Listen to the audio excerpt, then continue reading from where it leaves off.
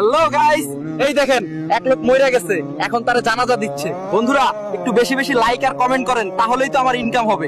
বাবা, আজকে শুক্রবার, যা মসজিদে যা। হ্যাঁ মা, আজকে তো যেতেই হবে, কারণ অনেক মানুষ হবে, লাইভে গেলে ভালো টাকা পাবো। হ্যালো গাইস, আজকে শুক্রবার, দেখেন কত মানুষ নামাজ পড়ে বের হচ্ছে।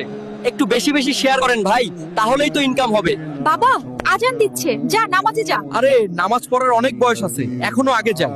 ওইখানের এক লোক মারা গেছে, লাইভে গেলে টাকা আর টাকা। হ্যালো গাইস, এই দেখেন এক লোক মরে গেছে, এখন তারা জানাজা দিচ্ছে। বন্ধুরা একটু বেশি বেশি লাইক আর কমেন্ট করেন, তাহলেই তো আমার ইনকাম হবে। বাবা, তুই যে এই লাইভ টাইপ করছো, এগুলো মানুষের মৃত্যু, নামাজ এগুলো নিয়ে লাইভ করা ঠিক না। আরে বুড়ি, আপনি বুঝবেন কি, এখন তো ট্রেনিং এগুলো চলে। হ্যালো গাইস, আমি মসজিদে টাকা দান করলাম, আপনারাও করবেন আর একটু শেয়ার করে দিন, তাহলেই ইনকাম হবে।